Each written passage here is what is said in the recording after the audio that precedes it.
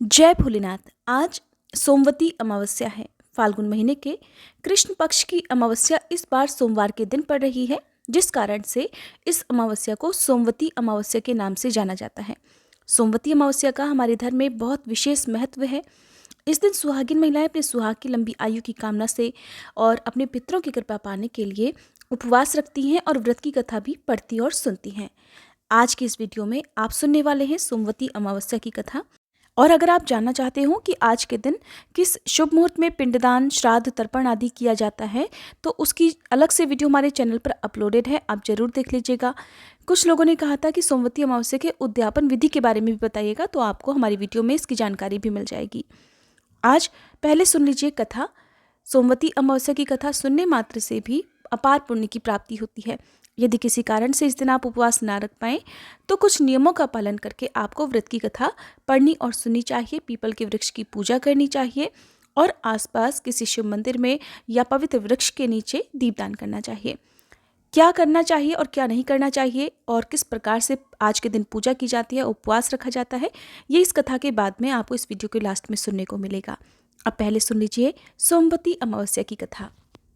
पौराणिक कथा के अनुसार एक साहूकार के 7 बेटे, 7 बहू और एक बेटी थी। साहूकार के घर एक जोगी भिक्षा मांगने आया करता था।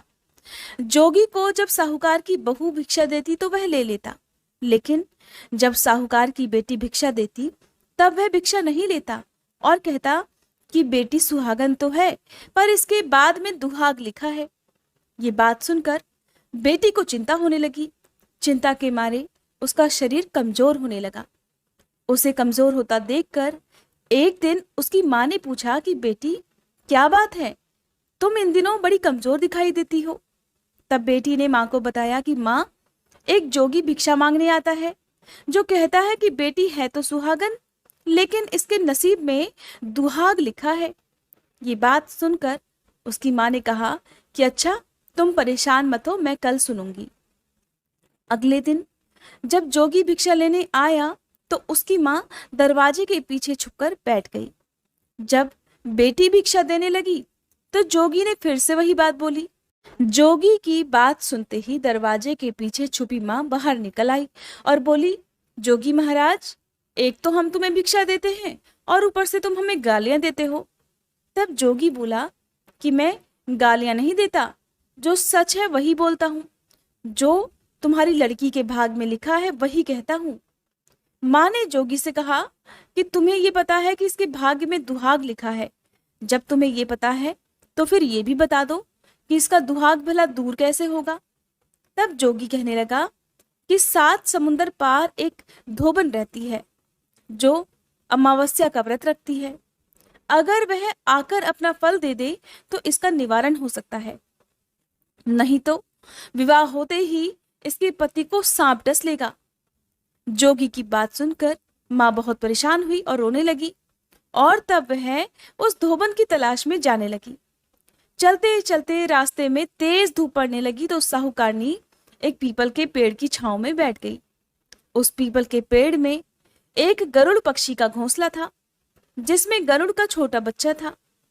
साहूकारनी ने देखा कि घोंसले के पास एक सांप जा रहा है, तो उसने उस गरुड़ के बच्चे को बचाने के लिए सांप को मारकर ढाल के नीचे रख दिया। जब गरुड़ और पंखनी आए तो घोंसले के पास खून देखकर क्रोधित हो गए और साहूकारनी को चोंच मारने लगे। तब साहूकारनी बोली, मैंने तुम्हारे बच्चों को नहीं मारा है, बल्कि मैंने तो तुम्हारे बच्चों की जान बचाई है। ये सांप तो तुम्हारे बच्चों को डसने ही वाला था, तो मैंने इसे मारकर गिरा दिया। गरुड़ ने सांप की ओर देखा तो कहा, अच्छा, तो तुमने हमारे बच्चे की जान बचाई है, अब तुम्हें जो भी मांगना है वो मांग लो। तब साहूकारनी बोली कि मुझे 7 समुंदर पार धोबन के घर छोड़ आओ। गरुड़ ने साहूकारनी को अपनी पीठ पर बिठाकर 7 समुंदर पार धोबन के घर छोड़ दिया। वहां जाकर साहूकारनी ने सोचा कि धोबन को कैसे तैयार किया जाए, क्योंकि धोबन कहीं भी नहीं जाती थी। उस धोबन का नाम सोना था। सोना धोबन के 7 बेटे और 7 बहू थी। उसकी 7 बहुएं हर दिन काम को लेकर लड़ाई किया करती थी और काम भी नहीं करती थी। रात को जब सो जाते तो साहूकारनी सोना धोबन के घर जाती और घर का सारा काम कर देती। गायों को नहलाती, घर की सफाई करती, रसोई का काम करती, चौका बर्तन करती, आटा पीसती, कपड़े धोती, पानी भरती और फिर दिन होने से पहले ही चली जाती। बहुएं रोज सुबह उठकर देखती तो घर का सारा काम किया हुआ मिलता। सोचती कि ये सारा काम कौन कर रहा है, लेकिन कभी एक दूसरे से पूछती नहीं कि काम कौन कर रहा है। उधर सोना धोबन बड़ी हैरान कि आजकल उसके उठने से पहले ही उसकी बहुएं सारा काम कैसे कर लेती हैं और अब काम के लिए लड़ाई झगड़ा भी नहीं करती। सोना धोबन को ये बात सही नहीं लग रही थी, वो बहुत हैरान थी। तब एक दिन उसने अपनी बहुओं को बुलाकर पूछा कि बहुओं, अब तो तुम कामकाज के लिए लड़ती भी नहीं हो और सारा काम भी ठीक कर रही हो। तो बहुएं कहने लगी, सासू जी, काम तो हमें ही करना पड़ता है, चाहे हम लड़कर करें या खुशी खुशी करें, इसलिए लड़ाई करने का क्या फायदा। सोना धोबन ने सोचा कि ऐसा तो हो नहीं सकता कि काम हो और बहुएं लड़े ना। सोचा कि चलो आज देखा जाए कि कौन सी बहू काम करती है। ये सोचकर धोबन रात को सोई नहीं। उसने देखा रात को एक स्त्री आई और घर का पूरा काम करके जाने लगी। तो सोना धोबन ने उसे पकड़ लिया और बोली, तुम कौन हो और सच सच बताओ कि तुम हमारे घर में काम करने क्यों आती हो। तुम्हें भला ऐसी क्या जरूरत है जो तुम इतना काम करके चली जाती और पैसे भी नहीं लेती। सोना धोबन की बात सुनकर साहूकारनी बोली कि जरूरत है तभी तो मैं इतना काम कर रही हूँ। सोना धोबन ने पूछा, अच्छा तुम्हें क्या चाहिए बताओ। तो साहूकारनी कहने लगी कि पहले मुझे वचन दो तब बताऊंगी।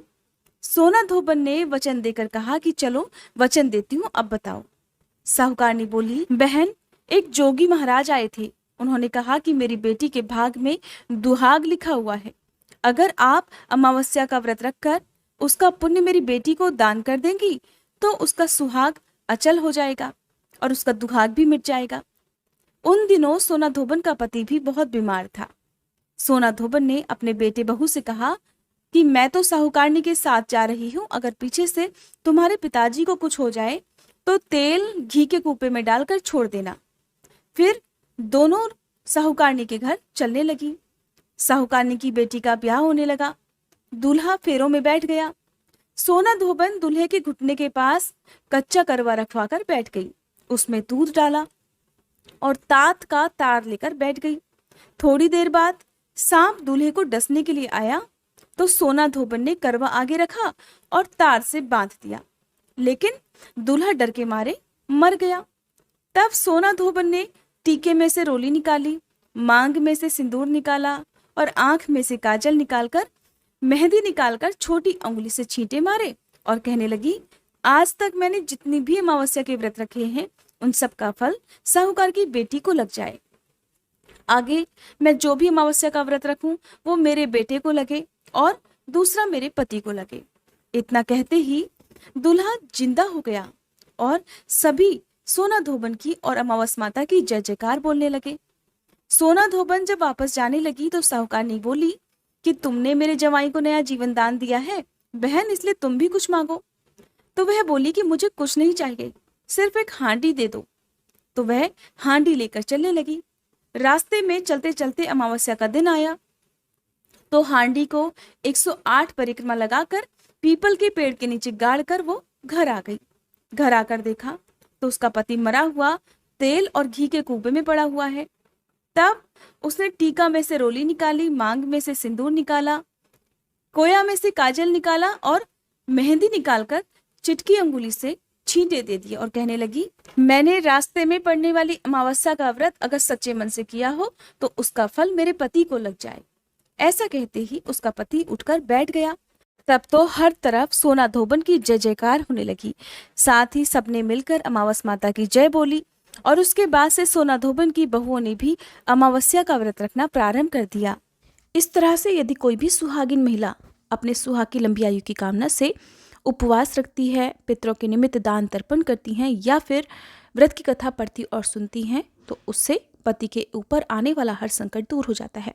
पति की लंबी आयु होती है, घर में सुख समृद्धि का वास होता है।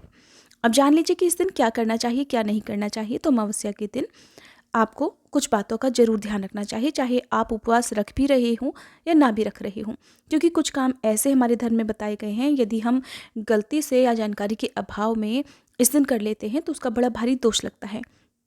क्योंकि अमावस्या की जो तिथि है वो पितरों को समर्पित मानी गई है। इस तिथि के देवता पितर होते हैं और कोई भी ऐसा काम इस दिन नहीं करना चाहिए जिससे पितर नाराज हो जाएं।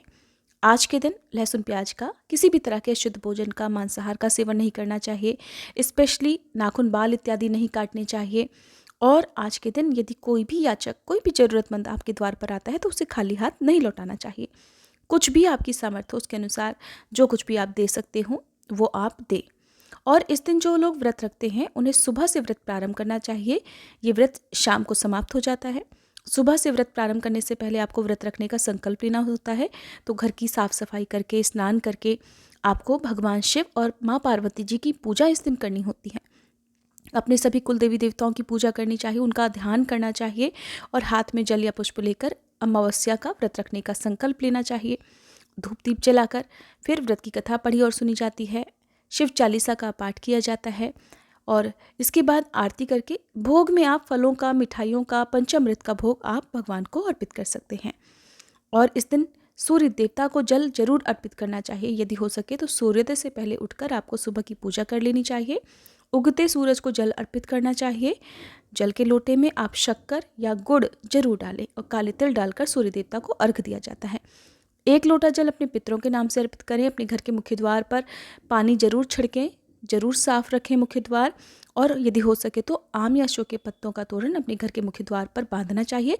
और शाम के समय 1 दीपक अपने पितरों के नाम से आपको घर के मुख्य द्वार की दाहिनी तरफ, दाहिने हाथ पर आपको रखना चाहिए। अंदर से जब आप बाहर को आते हैं तो जो दाहिना हाथ आपका पड़ता है वहाँ पर 1 दीपक आप जरूर जला कर रखें।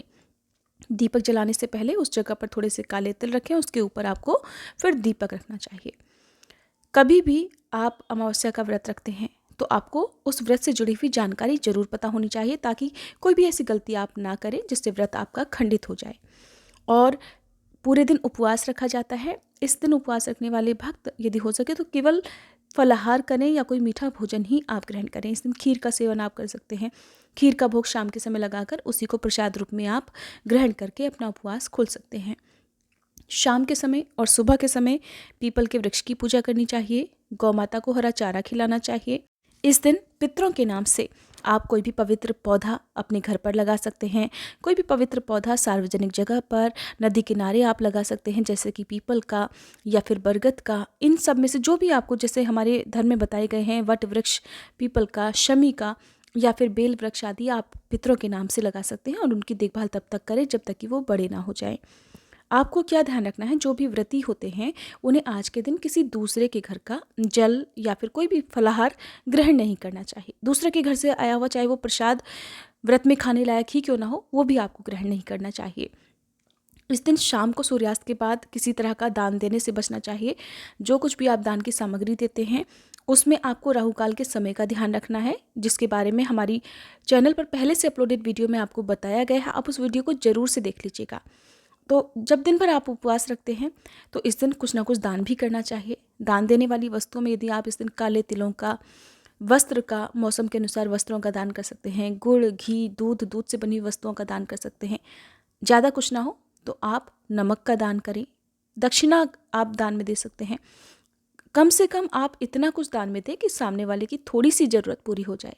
दान किसी योग्य व्यक्ति को ही देना चाहिए। किसी भी अपात्र को दान देने से किया गया दान तो नष्ट होता ही है, उसका पुण्य नष्ट होता ही है, साथ ही आपके ऊपर कुछ परेशानियां भी आपके जीवन में आ सकती हैं। ये थी सोमवती अमावस्या की कथा और पूजा विधि की जानकारी। अगर आपको पूजा विधि के बारे में डिटेल से जानना है तो हमारे चैनल पर समय समय पर अपलोड होने वाली अमावस्या की वीडियो आप जरूर देखिएगा। और अगर आपको कथाएं सुनना पसंद है तो हमारे चैनल पर आजकल फाल्गुन मास महात्म्य की कथाएं भी सुनाई जा रही हैं और मुझे उम्मीद है आपको ये कथाएं बहुत पसंद आएंगी। हो सके तो हमारे चैनल को सब्सक्राइब करके हर दिन इन कथाओं को भी जरूर सुनिएगा।